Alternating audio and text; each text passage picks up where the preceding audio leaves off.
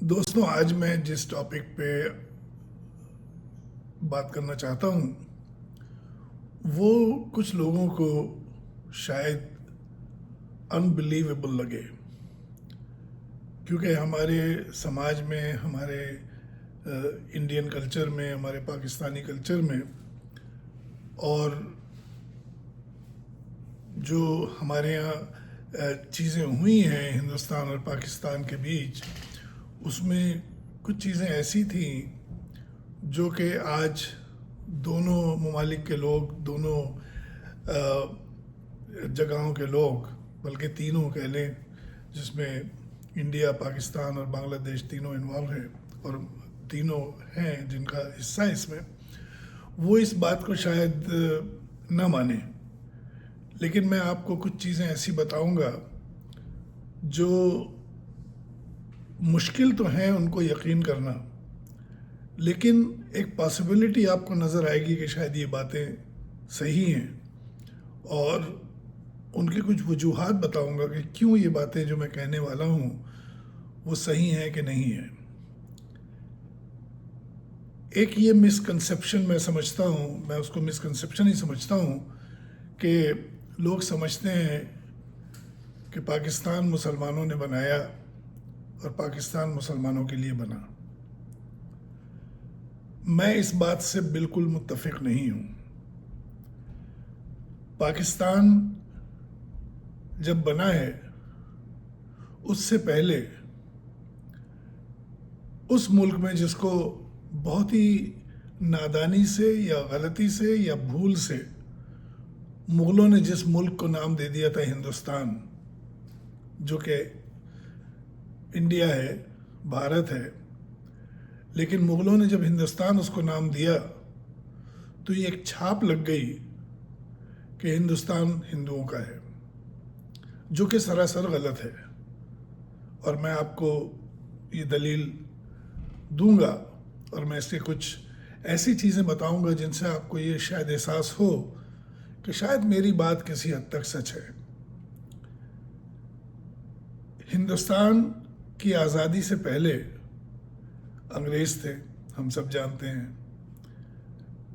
1857 से और 1947 तक अंग्रेज़ों ने एज रूलर्स उस इंडिया को रूल किया,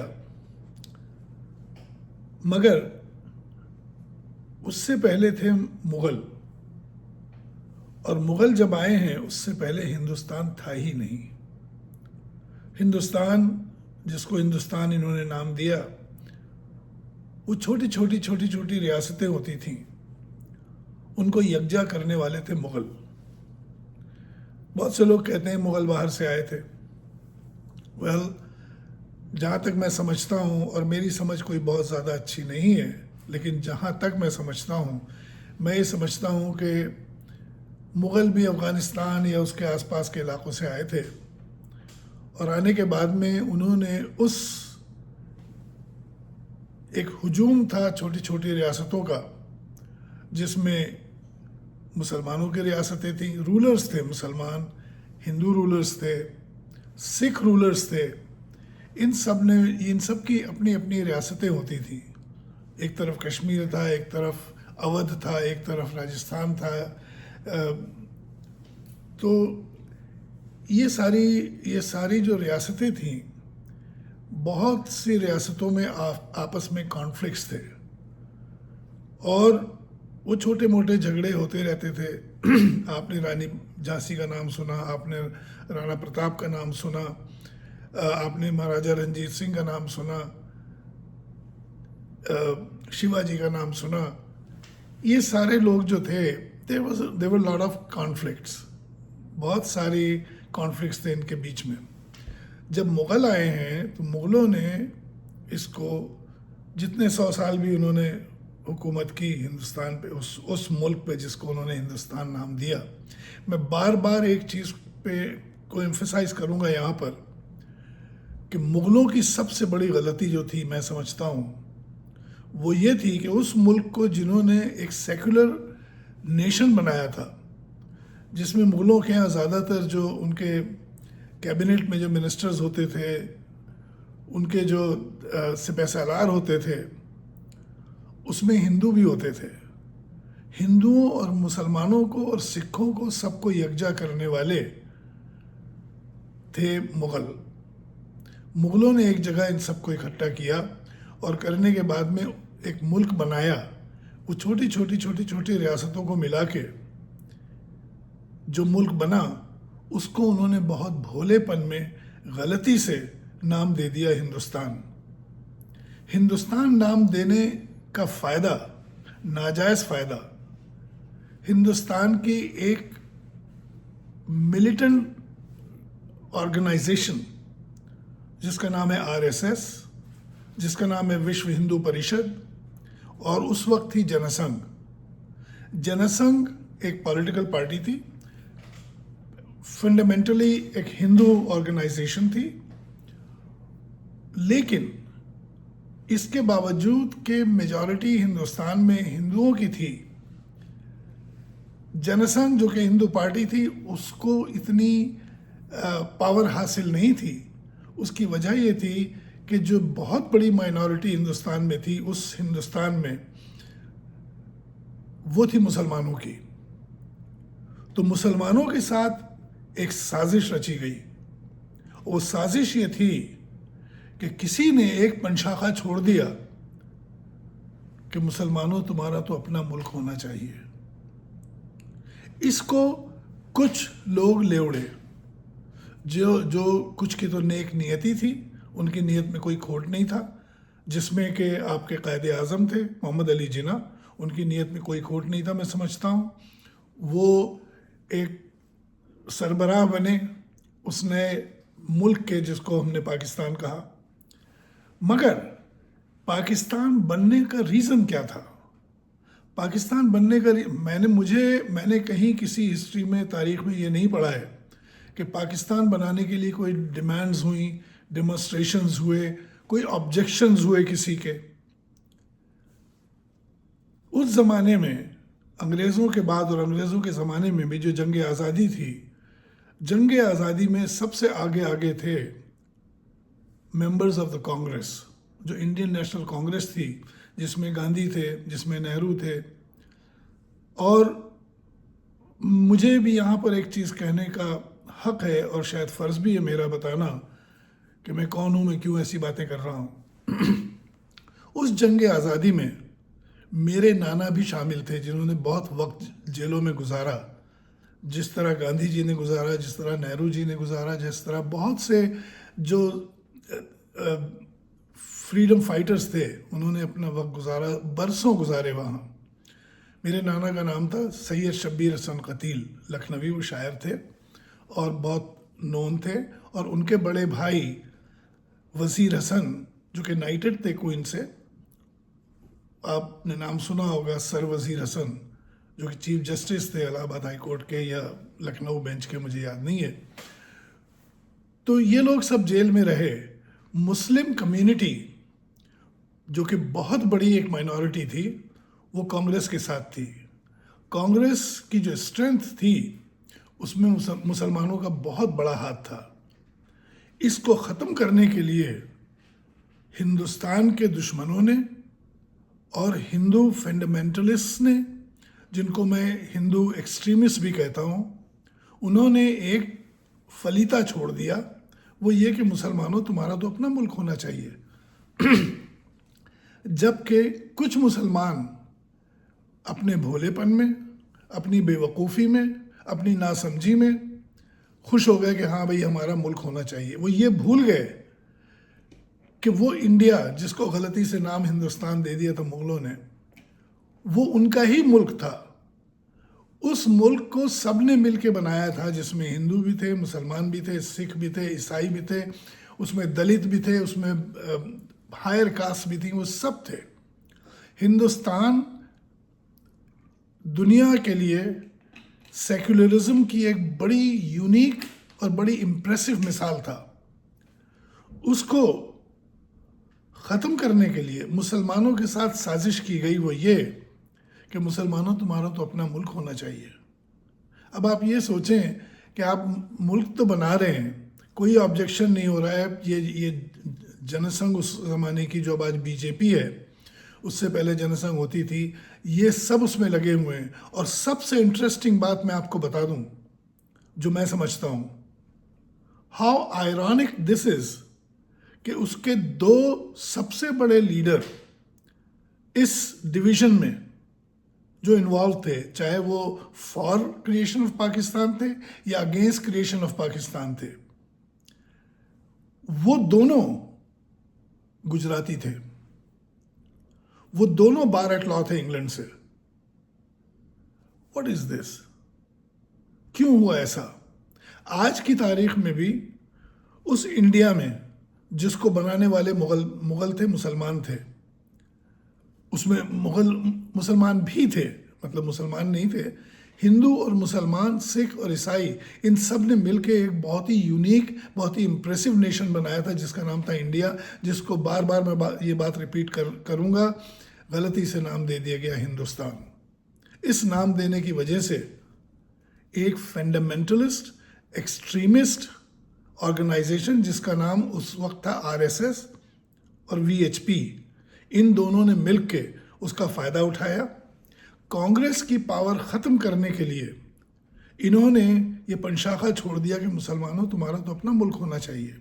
और मुसलमान ये भूल गए कि ये मुल्क, इंडिया, हिंदुस्तान, उन्हीं का था। वो हिंदुओं का भी था, वो मुसलमानों का भी था, वो सिखों का भी था, वो ईसाइयों का भी था, वो कश्मीरियों का भी था। इन सब को, इसको डिवाइड करने, अब दूसरी चीज़ आप ये सोचें कि चले पाकिस्तान बना, अब पाकिस्तान बनने में ईस्ट पाकिस्तान और वेस्ट पाकिस्तान, बीच में हिंदुस्तान, क्या सेंस बनता है? आप मुझे बताइए। कोई सेंस नहीं बनता है। ये सिर्फ कांग्रेस की पावर को ख़त्म करने के लिए किया गया था कि किसी तरह मुसलमानों को छांट दो, बांट दो, और इससे कांग्रेस की पावर ख़त्म हो जाएगी।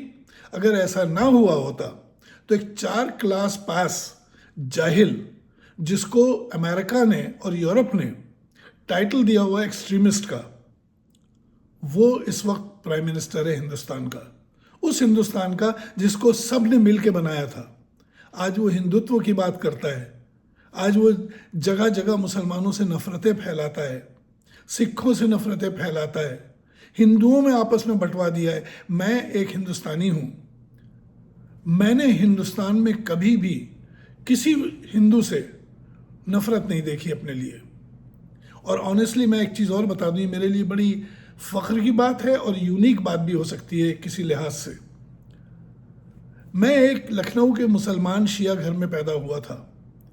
मेरे पेरेंट्स की डिवोर्स हो गई थी। डिवोर्स के बाद में हम सब छोटे छोटे थे, मैं 5 बहन भाई था, उसमें से मैं सबसे बड़ा था। मेरी उम्र थी उस वक्त 9 साल या 8 साल।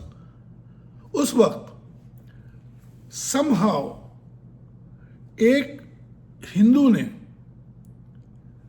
मेरी फैमिली को सपोर्ट किया और हम 5 बच्चों को पाला, पढ़ाया, लिखाया।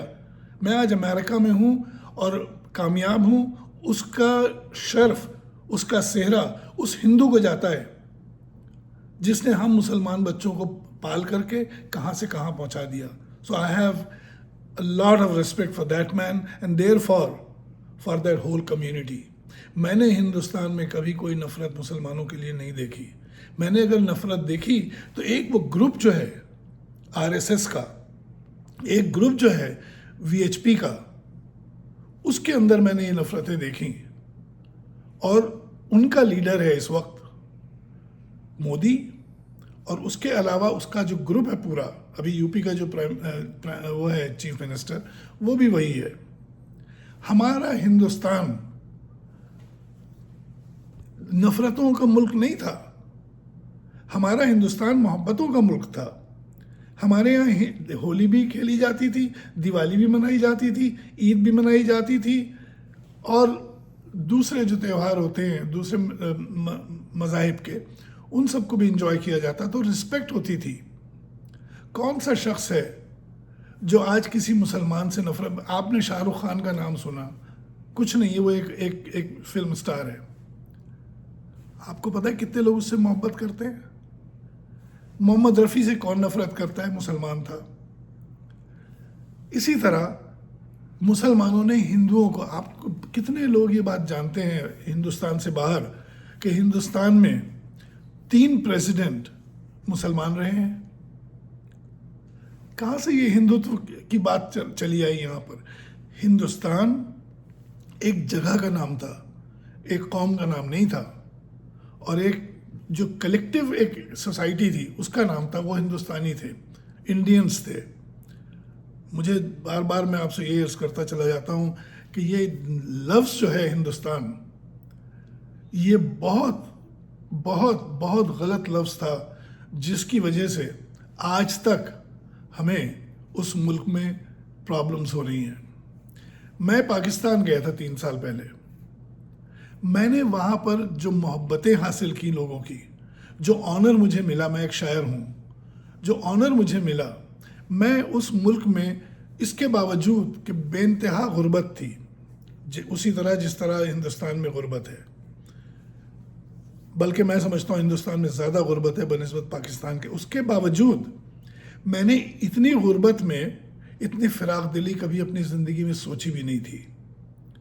जितना ऑनर और जितना प्यार और जितनी मोहब्बतें मुझे उस पाकिस्तान में मिली, इसके बावजूद कि मैं एक हिंदुस्तानी हूँ, एक इंडियन हूँ, हैट्स ऑफ टू देम। उसके बाद में ये जंग,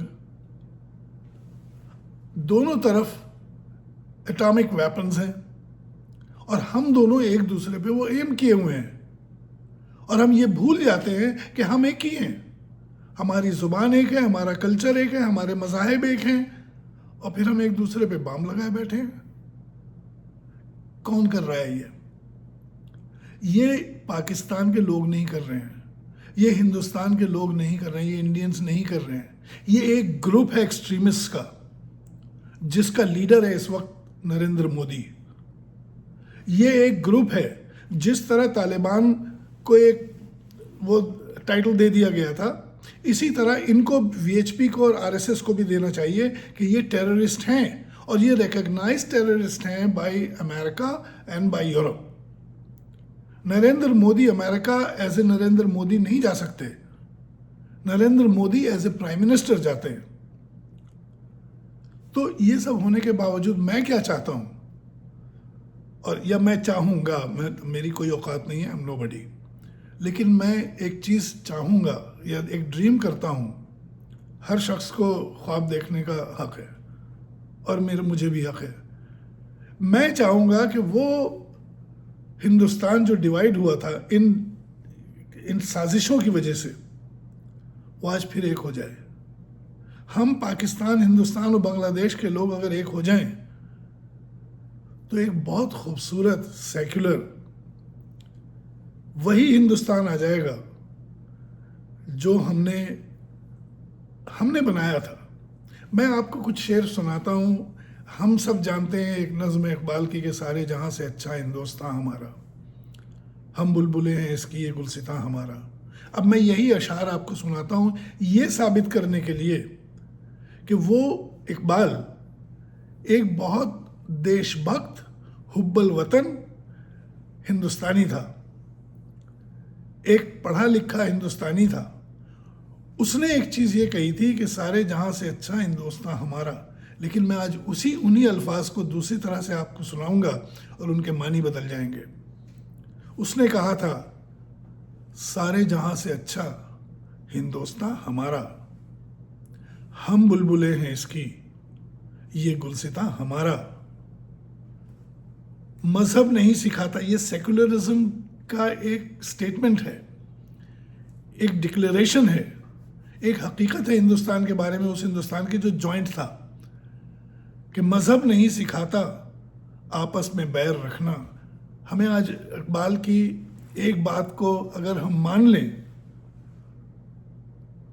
तो हिंदुस्तान को अगर हिंदुस्तान कह दें हम, जो कि इकबाल ने कहा, अब सुनिए कि मजहब नहीं सिखाता आपस में बैर रखना, हिंदी हैं हम वतन है हिंदुस्तान हमारा। हिंदू नहीं कहा उसने, तो हिंदी हैं हम वतन है हिंदुस्तान हमारा। दूसरी तरफ मुसलमानों के लिए उसने इकबाल ने एक चीज़ और कही कि ऐ आबे रूदे गंगा, वो दिन है याद हमको, उतरा तेरे किनारे जब कारवां हमारा। तो हम सब ने मिलके, हम हिंदू भी भाई थे, मुसलमान भी भाई थे, सिख भी थे, ईसाई भी थे, हमने एक इतना बड़ा मुल्क बनाया था, एक ऐसी कम्युनिटी बनाई थी जो एक मिसाल थी सारी दुनिया के लिए सेक्युलरिज्म की, जो अमेरिका में भी नहीं था, जो यूरोप में भी नहीं था, जो कहीं फार ईस्ट में भी नहीं था। हिंदुस्तान एक वाहिद, एक्सक्लूसिव, यूनिक सोसाइटी थी जिसका नाम हिंदुस्तानी रख दिया था गलती से।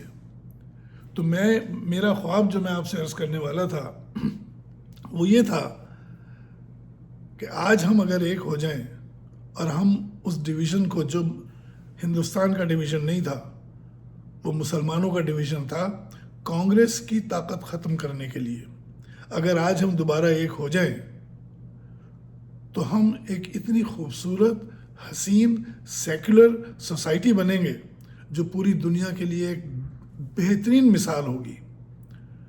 तो मैं यही चाहता हूँ कि इसके बारे में सोचें और इकबाल की उस मिसरे को याद करें कि हिंदी हैं हम, वतन है हिंदुस्तान हमारा। बहुत बहुत शुक्रिया। Thank you very much. Have a wonderful day.